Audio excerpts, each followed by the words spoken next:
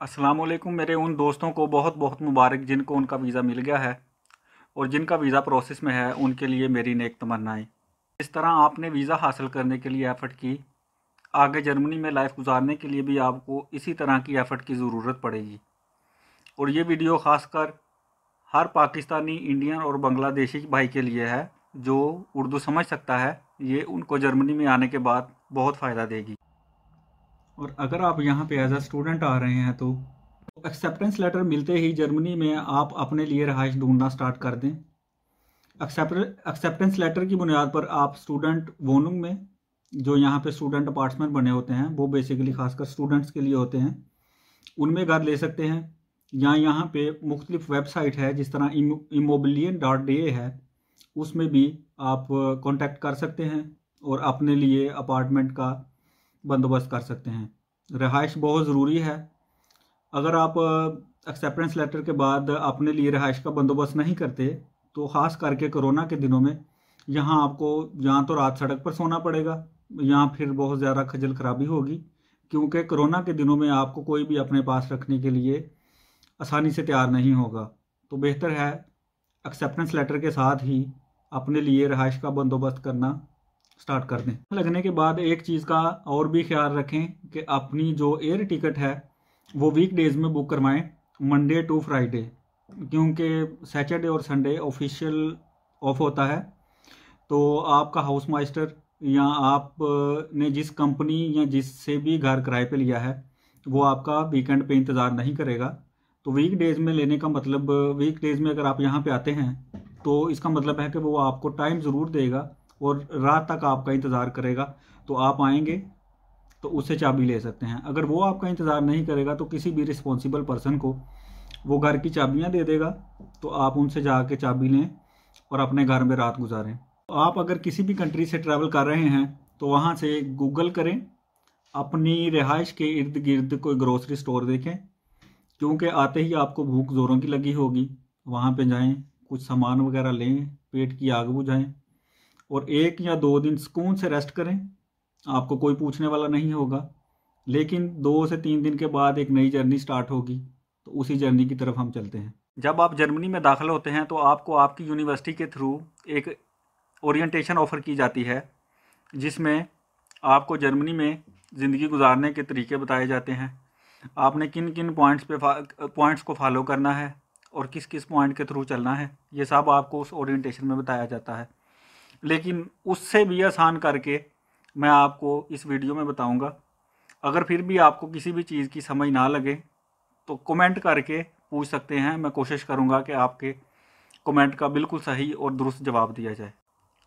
Germany में entry के बाद जो सबसे पहली और ज़रूरी चीज़ होती है वो आपकी सिटी रजिस्ट्रेशन होती है।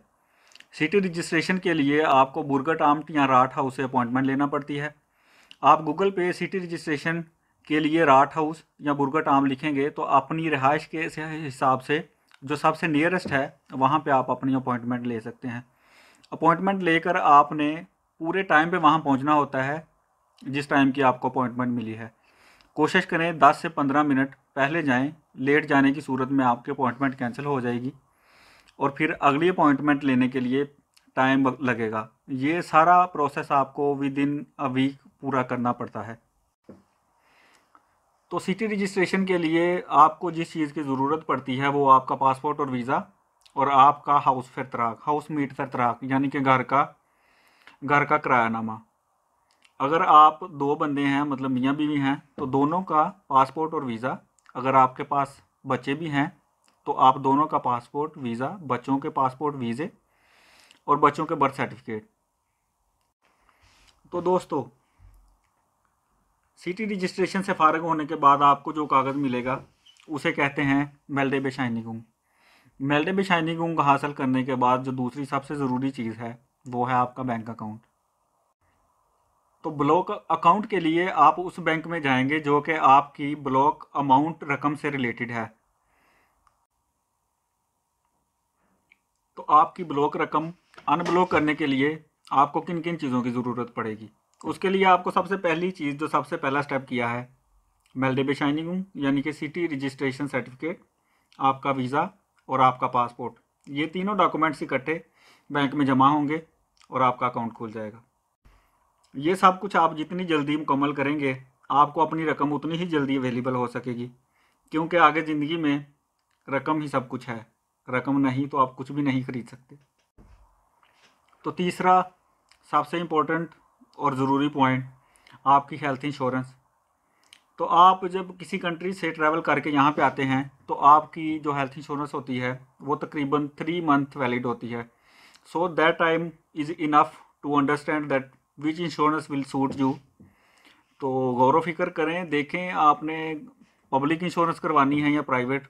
अगर हम यहाँ पे इसको डिस्कस करेंगे तो ये एक बहुत लंबा टॉपिक हो जाएगा। इस पर अलहदा से भी एक वीडियो बन सकता है कि कौन सी इंश्योरेंस बेटर है, पब्लिक या प्राइवेट। ये आप पे डिपेंड करता है कि आपको कौन सी सूट करती है, आप चीप रहना चाहते हैं या मतलब। लेकिन इंश्योरेंस पे फिर कभी एक अलग पूरा टॉपिक करेंगे। तो इंश्योरेंस सोच समझ कर करवाएं। इंश्योरेंस कंपनी के साथ रजिस्ट्रेशन कराने के बाद आपको जो डॉक्यूमेंट्स मिलेगा उसको Mitgliedbescheinigung कहते हैं। जर्मनी में आने के बाद आपको with in 3 month foreign office visit करना पड़ता है, क्योंकि आपको वीज़ा मस्ट एक्सटेंड करवाना पड़ता है। पाकिस्तान से आपको सिर्फ 3 मंथ का वीज़ा मिलता है।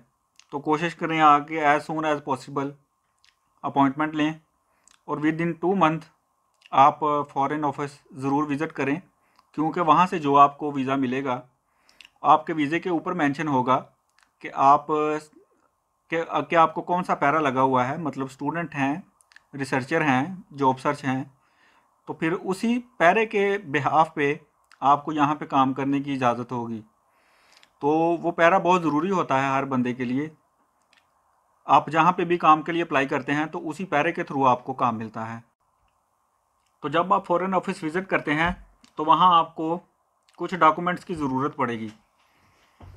सबसे पहले तो वहाँ पे आपको एक फॉर्म मिलेगा, आपने वो फॉर्म फिल करना है। उसके बाद आपको जो चीज़ चाहिए वो आपका पासपोर्ट विद वीज़ा है, और जो तीसरी चीज़ आपको चाहिए वो आपका Meldebescheinigung है, जो कि हमने सबसे पहला स्टेप किया था सिटी रजिस्ट्रेशन वाला, वो कागज़ साथ लगेगा Meldebescheinigung। जो चौथी चीज़ आपको चाहिए वो आपकी बायोमेट्रिक फ़ोटो। पांचवी चीज़ आपका ब्लॉक अकाउंट है। तो जहाँ स्टूडेंट्स के लिए सारे डॉक्यूमेंट्स रिक्वायर्ड हैं, वहीं पे छठा पॉइंट जो है वो ब्लू कार्ड होल्डर के लिए है। अगर आपने ब्लू कार्ड के लिए अप्लाई किया है तो छठी चीज़ जो आपको चाहिए वो आपकी जॉब का प्रूफ या जॉब ऑफर है। और इसी पॉइंट में स्टूडेंट्स के लिए उनकी एनरोलमेंट है, जो वो यूनिवर्सिटी में एनरोलमेंट करवाते हैं। ये ब्लू कार्ड अगर आपने अप्लाई किया है तो आप ब्लू कार्ड वालों के लिए जॉब और स्टूडेंट्स के लिए एनरोलमेंट की ज़रूरत पड़ती है। तो दोस्तों, 7वीं चीज़ आपकी हेल्थ इंश्योरेंस और 8वीं चीज़ आपका हाउस कॉन्ट्रैक्ट है, rental contract, house rental contract. और नंबर 9 पे आ जाती है फ़ीस। फ़ीस मतलब आपने ये जितना प्रोसेस करवाना है, इस सारे प्रोसेस की फॉरेन ऑफिस वाले कुछ फ़ीस चार्ज करते हैं। या तो आप उनको कैश की सूरत में दे सकते हैं, या आप के पास अगर बैंक का कार्ड है तो उसके थ्रू भी दे सकते हैं। और 10वीं चीज़ है, अगर आप शादीशुदा हैं तो आप दोनों के मैरिज सर्टिफिकेट, और अगर आपके बच्चे भी हैं तो साथ में बच्चों के बर्थ सर्टिफिकेट लगेंगे। तो ये सारी चीज़ें कंप्लीट करने के बाद आपको आपका वीज़ा तकरीबन 1 माह बाद मिल जाएगा। तो दोस्तों, बहुत ज़रूरी चीज़ जो है वो है आपके जो बर्थ सर्टिफिकेट बच्चों के होंगे और जो आपके मैरिज सर्टिफिकेट हैं, ख़ास करके मैरिज सर्टिफिकेट्स, उनको वहाँ पे नोटराइज़ ज़रूर करवाएं। नोटराइज़ करवाने के बाद आप उनकी जर्मन ट्रांसलेशन करवाएं। जर्मन ट्रांसलेशन करवाने के बाद फ़ोटोकॉपियाँ करवा के फिर साथ में लेके आएँ, क्योंकि अगर आप यहाँ पे आते हैं तो खाली निकाहनामा या मैरिज सर्टिफिकेट किसी काम का नहीं। उसको आपको फिर भी यहाँ पे कोई ना कोई वकील या कोई इदारा ढूंढ के आपको नोटराइज मस्ट करवाना पड़ेगा, क्योंकि नोटराइज के बगैर यहाँ पे मैरिज सर्टिफिकेट एक्सेप्ट नहीं होता। और वहाँ पे उसको नोटराइज करवाएं, वहाँ पे ही उसकी ट्रांसलेशन करवाएं। अगर आप चाहते हैं कि आपको ट्रांसलेशन चीप पड़े तो वहीं से उसकी ट्रांसलेशन करवाएं, क्योंकि यहाँ पे तकरीबन पर वर्ड जो है वो चार्ज होता है ट्रांसलेशन का। तो बेहतर है आप वहीं से ट्रांसलेशन करवा के साथ लें। तो दोस्तों यहाँ पे हमारा फ़ॉरेन ऑफिस का विज़िट तकरीबन पूरा हो गया है। आपने ये सारे कागज़ नथी करके वहाँ पे जमा करवाने हैं और तकरीबन विद इन अ मंथ आपका जो वीज़ा है वो बाई पोस्ट आपके घर पहुँच जाएगा।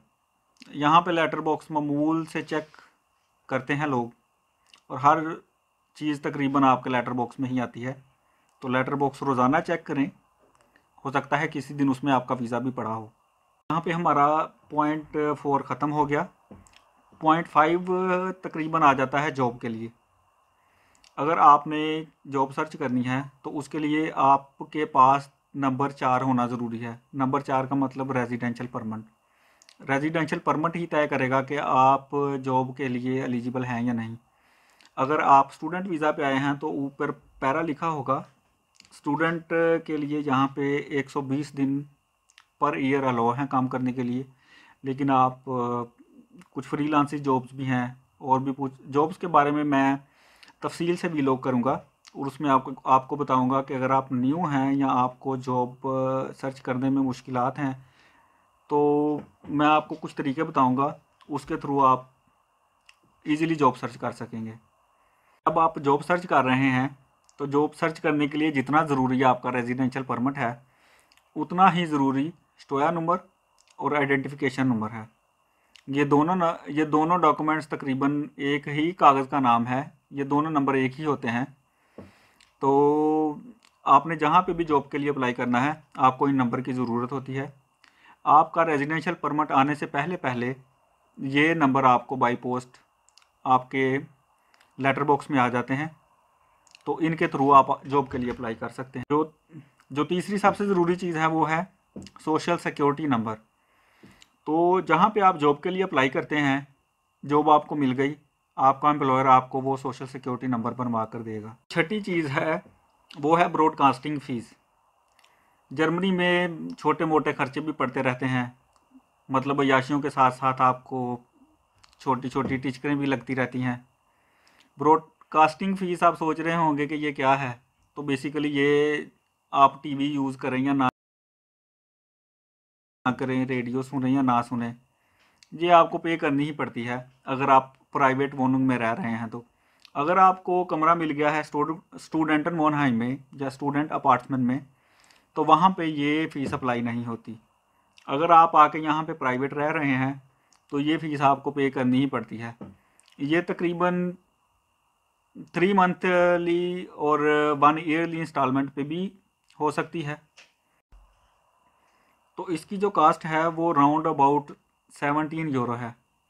अगर आप आए हैं प्राइवेट वोनिंग में रह रहे हैं, आपको ये नहीं आया लेटर इनका, आप सोच रहे हैं कि यार इसने तो वीडियो में बताया, ये तो हमें आया ही नहीं, तो ज़्यादा खुश होने की ज़रूरत नहीं है। अगर आप 1 साल 1.5 साल रह रहे हैं तो ये आपको इकट्ठा बन के आएगा।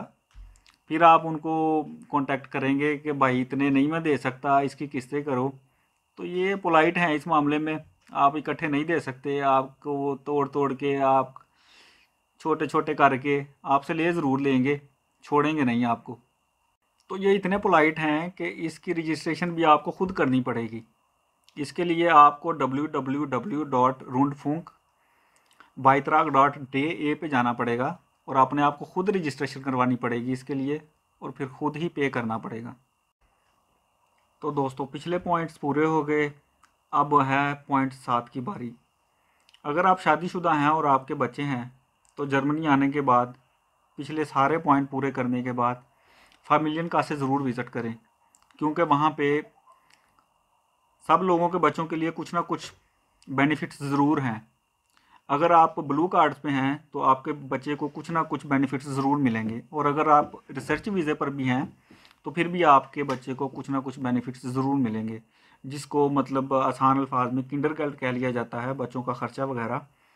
ये स्टेट टू स्टेट वेरी करता है। कुछ स्टेट नॉर्मल स्टूडेंट्स को भी दे देती है, लेकिन कुछ स्टेट्स कहती हैं कि नहीं, मतलब इन स्टूडेंट्स को मिलेगा, इनको नहीं मिलेगा। विज़िट करने में कोई हर्ज नहीं, यहाँ पे आ गए हैं, जिस तरह आपने पिछले सारे ऑफिस विज़िट किए हैं, यहाँ पे भी जाएं, फार्म भरें, हो सकता है आपको भी कुछ मिल जाए।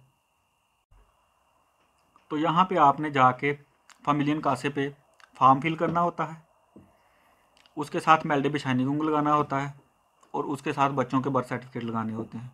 ये तीनों फॉर्म फिल करके, ये तीनों चीज़ें नथी करके जमा करवा दें, हो सकता है आपको कुछ ना कुछ मिल सकता है। तो दोस्तों, जर्मनी में आने के बाद ये जो 7 पॉइंट हैं, ये बेसिक और बहुत ज़रूरी पॉइंट्स हैं। ये सब आपको मस्ट करने ही पड़ते हैं। मतलब एक आधा पॉइंट छोड़ दें, जिस तरह ये बच्चों के बेनिफिट्स हैं, अगर आप विज़िट करें तो आपके लिए बहुत अच्छा रहेगा। अगर आप छोड़ भी दें तो कोई मसला नहीं। उसके बाद 8वीं चीज़ आ जाती है डिफरेंट कैटेगरीज ऑफ इंश्योरेंस। मतलब फ़र्ज़ करें आपने गाड़ी ले ली, यहाँ पे आके आप चाहते हैं कि आप घर की इंश्योरेंस करवा लें, खुदा ना खास्ता आग लग जाए, कोई एक्सीडेंट हो जाए, उसकी भी यहाँ पे डिफरेंट इंश्योरेंस हैं। अगर आप वो करवाना चाहें, ज़रूरी नहीं, ऑप्शनल है, अगर करवाना चाहें तो वो भी करवा सकते हैं। अगर खुदा ना खास्ता कोई हादसा हो जाता है तो आपको फिर अपनी जेब से कुछ नहीं देना पड़ेगा, फिर वो कंपनीज वगैरह ही आपके बिहाफ पे पे कर। नंबर 9 और आखिरी पॉइंट है जो, जिस तरह ये नंबर 8 पॉइंट बहुत ज़रूरी नहीं था, इस तरह नंबर 9 पॉइंट भी बहुत ज़रूरी नहीं है। लेकिन अगर आप चाहते हैं कि गाड़ी चलाना, तो उसके लिए आपको लाइसेंस ज़रूर करना पड़ेगा। यहाँ पे ये चीज़ नहीं कि आपके पास अगर लाइसेंस नहीं, मोटरसाइकिल पे बैठे किक लगाई, कहीं पे भी निकल गए, मौजा ही मौजा है, सानू पाकिस्तान भी कोई नहीं पूछता, साढ़े मुल्कों भी कोई नहीं पूछता, तो इत्थे भी कोई नहीं पूछेगा। मतलब ऐसा नहीं है। यहाँ पे मोटरसाइकिल का लाइसेंस गाड़ी से ज़्यादा मुश्किल है। तो आपको लाइसेंस मस्ट करना पड़ता है। लाइसेंस के ऊपर एक कंप्लीट वीडियो बनती है कि इसका मतलब लाइसेंस कैसे किया जाता है, इसके क्या क्या, यहाँ पे आपको पूरा एक टेस्ट पास करना पड़ता है लाइसेंस के लिए, अगर आप बिगिनर्स हैं तो। अगर आप किसी कंट्री से, किसी कंट्री के ड्राइविंग लाइसेंस होल्डर हैं, तो वो यहाँ पे तकरीबन 6 मंथ तक वैलिड होता है और उसके बाद आपको फिर इनके रूल के मुताबिक चलना होता है। जिस तरह ये कहें कि मतलब आगे आपको इसकी एक्सटेंडेड के लिए किन चीज़ों की ज़रूरत पड़ती है। तो दोस्तों, उम्मीद करता हूँ कि मेरी ये वीडियो आपको जर्मनी में रहते हुए बहुत फ़ायदा देगी। लेकिन इसके अलावा भी अगर आप किसी ऑफ़िस को विज़िट करना चाहते हैं तो उसके बारे में टोटल इन्फॉर्मेशन लेकर, और अगर आपने कोई कागज़ बनवाना है या कोई कागज़ लेना चाहते हैं, कोई डॉक्यूमेंट्स लेना चाहते हैं, तो उसके बारे में इन्फॉर्मेशन लेकर उसके लिए क्या क्या रिक्वायर्ड है वो साथ लेकर जाएं और डॉक्यूमेंट्स पूरे लेकर जाएं। क्योंकि यहाँ पे एक बहुत बड़ा मसला जो होता है वो लैंग्वेज का है। आप कोई ऑफिस विज़िट करते हैं, अगर आपके डॉक्यूमेंट्स पूरे हैं और आप वो कागज़ का सिर्फ नाम जानते हैं तो आपको वो कागज़ बना कर दे देंगे। लेकिन अगर आपके डॉक्यूमेंट्स पूरे नहीं हैं और वहाँ पे जाकर आपकी लैंग्वेज का भी मसला है, तो फिर आपको डबल मसला हो जाएगा ना। तो आपको उनकी समझ लगेगी, ना उनको आपकी समझ लगेगी, आपका कागज़ भी नहीं बनेगा। और बेहतर है टोटल इन्फॉर्मेशन के साथ जाएं। और अगर आपको समझ नहीं आ रही तो अपने किसी हम ज़ुबान से उसके बारे में कुछ इन्फॉर्मेशन ले लें, जो कि आपके लिए आसानी पैदा करेगी। तो जो मेरे दोस्त जर्मनी आने की तैयारी कर रहे हैं या नए नए जर्मनी में आए हैं, ये मेरी वीडियो इंशाल्लाह उन सब दोस्तों के लिए बहुत फ़ायदेमंद साबित होगी। और अगर आप देख रहे हैं, आपका कोई जानने वाला आ रहा है या आप किसी की मदद करना चाहते हैं, तो मदद के लिहाज से ही ये वीडियो उन तक ज़रूर पहुंचाएं, उनसे शेयर करें, क्योंकि ये बहुत ज़रूरी इन्फॉर्मेशन है। हो सकता है बहुत सारों का इससे फ़ायदा हो जाए। और अगर आपको मेरी वीडियो पसंद आए तो इसको लाइक ज़रूर कीजिएगा। और अगर आप और इस तरह की या इससे अच्छी या दूसरी वीडियोस देखना चाहते हैं तो मेरा चैनल सब्सक्राइब ज़रूर कीजिएगा। दुआओं में याद रखिएगा। अल्लाह।